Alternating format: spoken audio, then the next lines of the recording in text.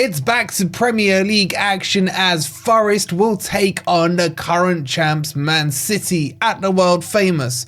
Welcome to your match preview.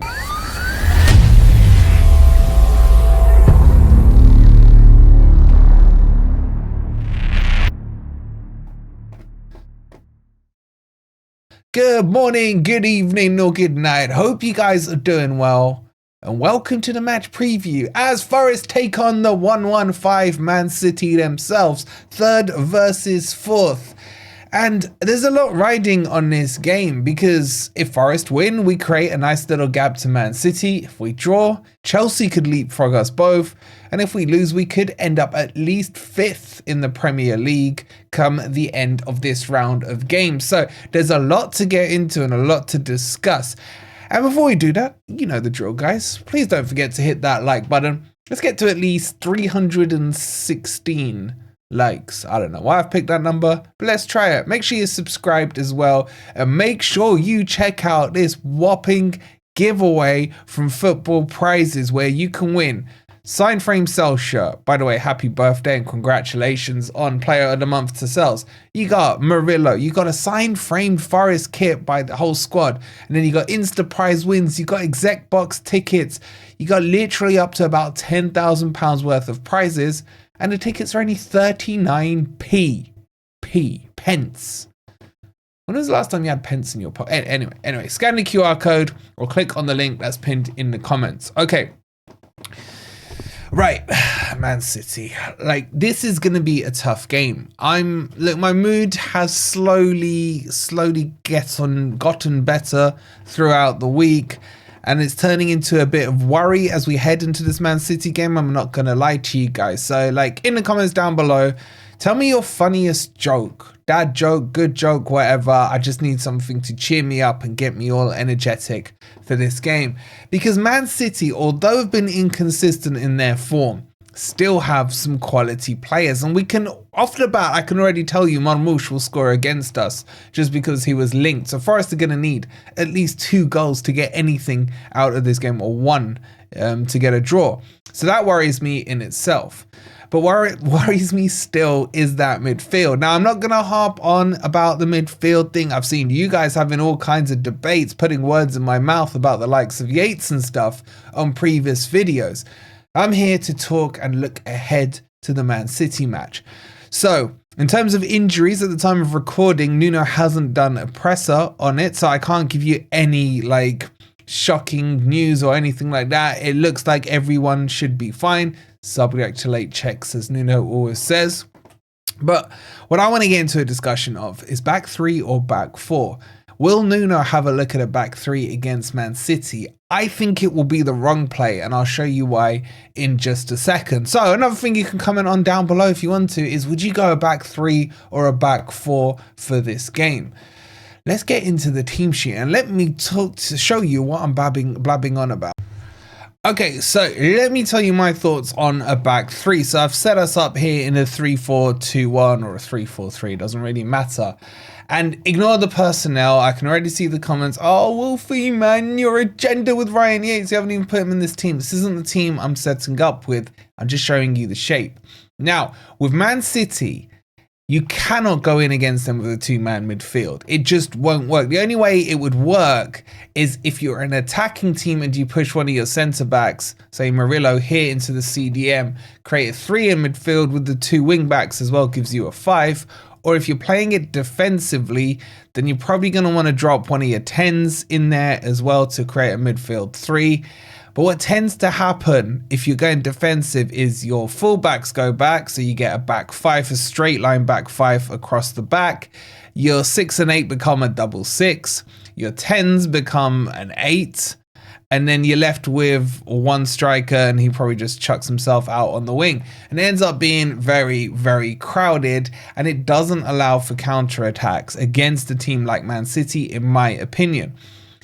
But what it can do is, if you're attacking minded, you can pack it out and then hit them with some pace. So let's just say, for example, I don't know, we'll just take Wood off there and you put Elanga on there.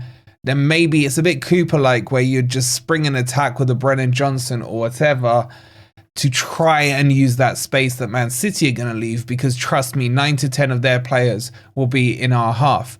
So that's why I'm against the back three for this one. I think you've got to go either old school 4-4-2, or you're going to have to go 3 across the middle. It just makes more sense to do it. So yes, you are with one less defender. But what that does, that even if you're naturally pushed back into your own half, into your own box, you're still defending with 4, which gives you more numbers in the midfield, which means that you can close the ball down quicker and higher up, further away from goal, alleviating that instant danger on the goalkeeper. So I would go with a back 4, but definitely with 3 in the middle. So let's just put a quick team together. I'll take Morata out. Put Williams at left back, Murillo, Milenkovic and Einar as your back 4. Now, again, the problem becomes that if you go with a midfield 3, let's just take the wingers off for a second. Let's just say you go for complete workman, right? So you bring in a Yates, an Anderson and a Sangare or whatever, or a Dominguez probably. If you were going for 3 absolute workhorses, you'd probably go with that midfield 3. And then it's a question of, do you play 2 wingers, or do you play a double 10, or go lopsided with 1 winger and put a 10 in? I think you go with the double 10, because that double 10 can then turn that midfield into a midfield 5. Forest at times will get a bit, aggressive, and they can push Einar and Williams in there. And then between Murillo and Milenkovic, they should be able to hold a back line. If we can just somehow put enough bodies in this midfield area to lock it out and give us some kind of overload, we should be able to win the ball. Now, Elanga, for me, I feel has come out of this purple patch and hasn't been playing fantastic over the last couple of games. And this winger switching is absolutely doing my head in. So I don't want to see that. If you were going to play this as an orthodox 4-3-3, you would need Hudson-Odoi on the left and Elanga on the right. And I don't know what you do with Morgan Gibbs-White. Maybe put him in as an 8 for Yates or something. You could do that. And then as we attack, he moves into a 10. But I don't think Nuno's going to do that. I think Nuno's going to go 4-2-3-1. And then it's, who does he drop out of these 3? I think he drops Dominguez and Sangare, and I think we end up with a midfield 2, because everyone's absolutely gaslighting Yates right now because he did well against Ipswich's B team, so Yates will be starting, in my opinion. And I think we're going to end up with this team, which is fine, but I swear to God, Nuno, if you do this and put Elanga on the left-hand side and Hudson-Odoi on the right-hand side, and then tell me post-match that you let them change on the pitch, I will absolutely lose my crap again. Hudson-Odoi has to be on the left-hand side. Elanga has to be on the right-hand side if he's playing at all. That gives it better balance. And I still want to at some point see Sosa coming on. I don't want to see Jota on. I don't think Jota's good enough. I've kind of made my mind up on him. Sosa, I still need to see more of him. But I still take you guys back to how we played against Liverpool. And Liverpool was a 4-3-2-1. We had at that time, Ward-Prowse in there.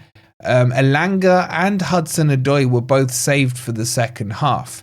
Now, I like the idea of doing this, where you go Anderson, Yates, and say, Sangare. And then you put Morgan Gibbs-White and Dominguez. Look, Dominguez has been crap recently. But if you play Dominguez higher up, he's really good at high pressing. And I like the idea of trying to tire Man City out for about 60 minutes of this game. Try and hold a 0-0.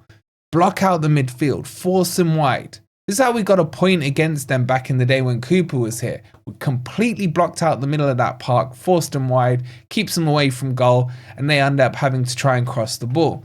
You do that and then do what you did against Liverpool. Bring on Elanga, bring on Hudson-Odoi, and just create, against the tiring defence. That is the absolute best time to get Elanga on. And Man City give away chances. Save him for the second half. He would be a hell of a secret weapon for me. So that's the team I would go with, right there. It's so workmanlike. There's not much creativity outside of MGW and Anderson. But it's plan A. plan one of plan two, or part one of plan one, part one. You get my point. And then the 60th minute, 65 minutes in, bring on the pace merchants and see if you can hit them with a counter attack. That's what I would do. 4-3-2-1, but workmanlike. What do you think? Let me know in the comments. All right, so how do I see this game going? I think if Nuno goes 4-2-3-1 with that team I showed you earlier, then Forest will lose this match. And I think we'll lose 2-0. I think if Nuno tries to do what he did against Liverpool, or to a certain extent Arsenal, but remember Arsenal had no firepower when they played us, then put a phase 2 plan in, I really think Forest could win this match, but I can't see him doing it. I'll be very surprised and pleasantly surprised if he does that. So my prediction on this is 2-0 to Man City. I predict and expect Forest to drop down to 5th because Chelsea have Leicester, which is basically a free 3 points. And that's fine because we've still got Leicester to come up towards the end of the season, so we'll save our 3 points for them. I would love a draw out of this game. This for me is the last real sweaty match where you think Forest probably don't have a big chance of winning it. I would say outside of this, you got Villa away and Spurs away. And outside of all those other games, most of the rest will be bottom half teams. Forest will play 8 bottom half teams and only 2 top half teams once we've played Man City. So things will be in our favour, and that's what's keeping me from being too flat right now is, okay, let's get Man City out the way. Once that's out the way, we got Ipswich away, which I don't even think is going to be that easy actually. And then, we got that relegation team Manchester United at home, which we can hopefully do the double over them this season. So although I'm flat, once I get past Man City, I'll be back to my normal self. And if Forest win, I'll be jumping off the ceiling. So what do you guys think? How do you see this game going? Let me know your score predictions in the comments down below. Also, don't forget to check out On The Footy Network. We've got our predictions for all the weekend games this week. I'll leave it on the end screen for you. Please do subscribe there if you haven't already. Check out Football Prizes. You can go and grab is the word I'm looking for, yourself a cracking Forest prize for only 39p. Make sure you've hit that like button if you haven't already. Subscribe if you're new. We'll see you on the next video. In fact, we'll see you on Grumpy Old Reds tonight at about 8:30. Come on, you Reds.